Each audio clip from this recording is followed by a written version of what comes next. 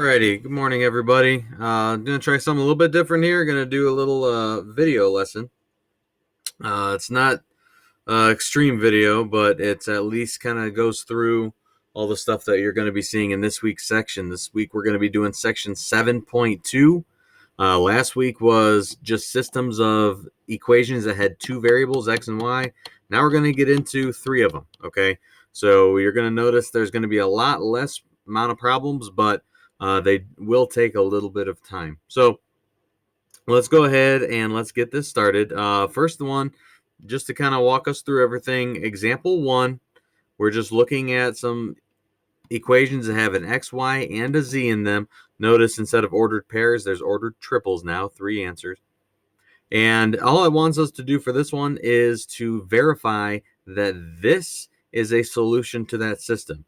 So what that means is it's not very difficult work, but it's very tedious. We have to take -1, 2, and -2, plug them in for x, y, and z in each of these three equations. Okay, so as you look, we see that this first equation, the one that equals 9, they plugged in a -1 for x, a 2 in place of the y, -2 in place of the z, and then just simplified everything. Okay, so that became -1 plus 4 plus 6.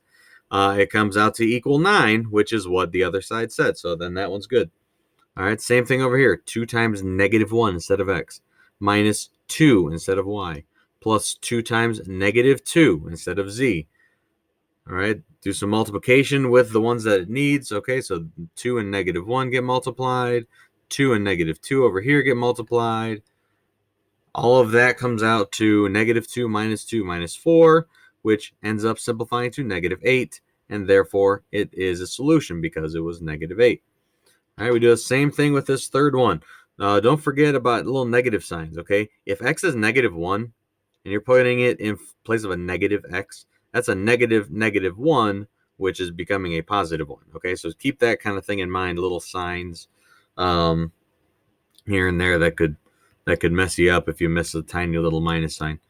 Okay, all three of these, though, they come out to equal the same number that was on the right side, so that tells us that, yes, this ordered triple is a solution to the system.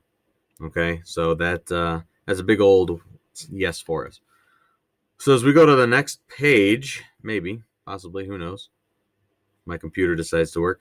All right, there's checkpoint 1, those infamous checkpoints. That's the first part of your assignment for the week. Work on that checkpoint, put it on a separate sheet of paper, something like that. You only have 3 checkpoints this week. So there's one of them. All right, you get that one done, and then you're a third of the way there. Now, gets into the solving part. All right, and these you're going to need some room. Okay, as you can see, there's 5 steps that show up, and it's going to be a lot of elimination and substitution put together. What my strong recommendation for you when you're doing these ones, be organized. Be as organized as you can when you're doing the first part, the second part, yada, yada, everything. Okay, so let's just jump into this now. So in example 2, we have this set of equations.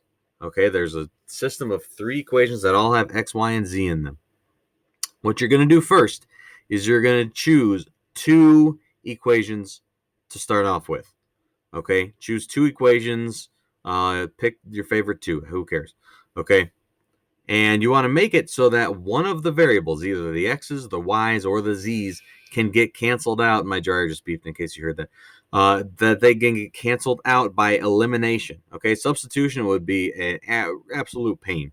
You don't want to do that. So elimination or addition, as they said in the last section, that would be the way to go. So the example, they took equation 1 and equation 2. Okay, these guys here, stacked them together, and then multiplied the second equation by 2 because they chose to eliminate the z. They're looking like, okay, these x's, that's going to be tough. The y's, we can't get them to match, but we can multiply a 2z by 2 to make it into a 4z. So they did that. All right, and then they added each of the x's, the y's, the z's, but they canceled out, and then the constants to make a new equation. 11x plus 4y equals -3. Now, here's what you're going to do. You're going to put that one in your back pocket. You're going to call that equation 4. And then we're going to do this step again. But we're going to choose 2 other equations. Okay, obviously one of them is going to get used again. So in this case, they chose equation 2 and equation 3. And here's the big catch. All right, where does it? It doesn't really say it that clearly here. I wish it did. But if we chose to eliminate z here, we have to eliminate z in this next step. Okay, so even though these ones look like junk anyways, but if we wanted to do the x or the y, we can't. We already made our bed. We decided that we were going to eliminate z, so we have to do it again here. So they multiply the top equation by a -3 and the bottom by a 2 to make the z's both the same number and opposite signs. That way, when we add them together, they cancel out. We are left with a -13x plus y equals 15 as equation 5. Okay, whew. That's quite a bit of stuff. And we're not done. Okay, so moving to the next page. I love how they keep it on the next page just to like keep the suspense up. Are you gonna click or no? Okay, here we go. So taking equation 4 and 5, the new equations that we just made, we are going to set them up, and all of a sudden we're going to have a little flashback to 7.1, where we're going to do substitution or elimination, which elimination is probably easier. We're going to do that to get one of these variables eliminated. That way we're only left with one. So that's what they did. They chose, let's see, what's easier, to get the x's to match or get the y's to match? Well, it's definitely going to be easier to get the y's to match here. So this is step 2. It's just funny because most of the work happens in step 1 and 2. But they multiplied the bottom by -4.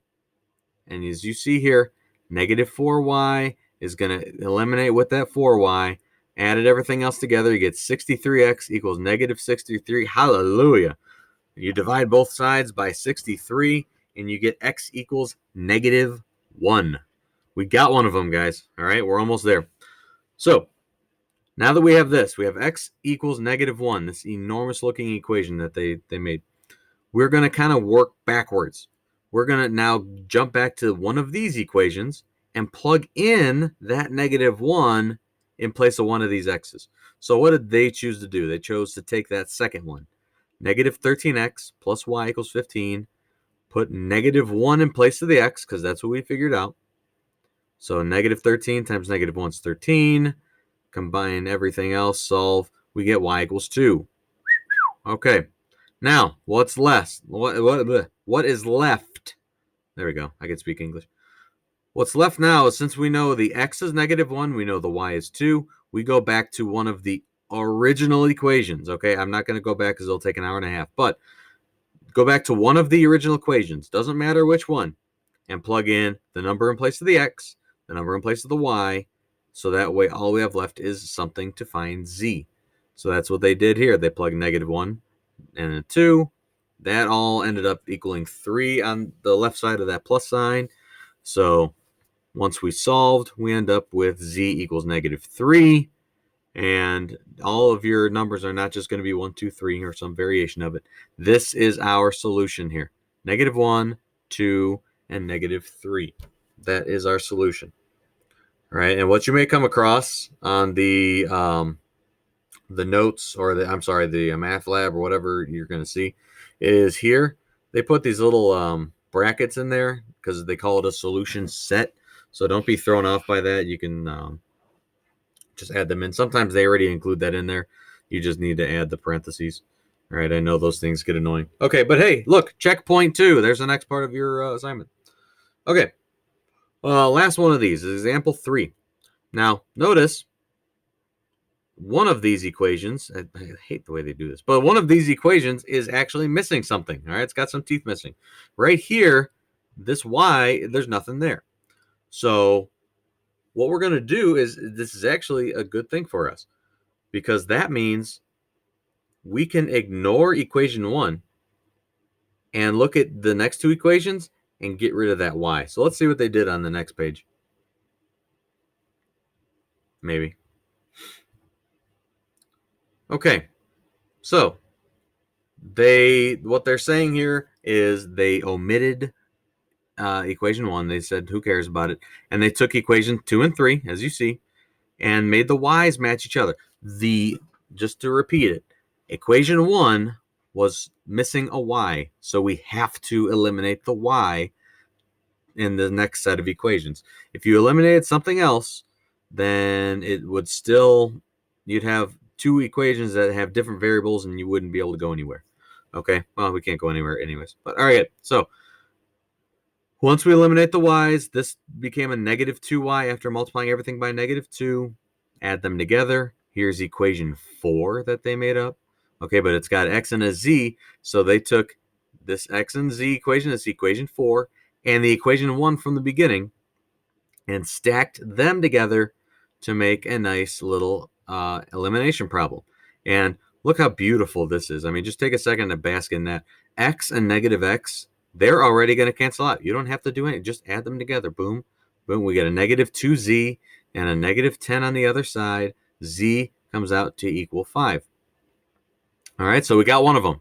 There we got our first solution is z equals 5. So what do we do with it? Go back to one of these equations. This one is the better one. Okay, go back to this one. Plug in a 5 here for the z, as you see they did. So solve for x by subtracting the 5, and we end up with x equals 3. All right, and then lastly, all that we have to do is find y. So plug in 3 in place of the x, 5 in place of the z, because we figured those out already. In any of the equations, looks like they chose equation 2. Okay, don't care, it doesn't matter. Combine like terms, so 3, and that's a 10, so that's 13. Comes out to y equals 4. Bingo, bango. All right, and then lastly, there's checkpoint 3. Give it a shot. Send it to me, and get your credit for the week, and then you have either the math lab if you're able to, or log on. I'm sorry, not log on. Go to your textbook and do the assignment that is, I believe it's 1 through 17 odds is what it says on page 829. So go through those. Let me know if you have questions. Pop onto a Zoom meeting or something like that if you feel comfortable enough to do that and ask a question that way. We're making our way, okay, guys. So let's just go ahead and keep doing the best that we can. That's all we can do at this point. By the way, all right, away from my pep talk for a second. When you see number 17, little hint here, simplify everything. Okay, make it look like one of these first before you do anything else. It's going to make everything a lot easier. So, okay, my computer is telling me that I have to stop this recording or else it's going to just cut me off anyway. So, that being said, have a great week, everybody, and I will talk to you some other time. Bye.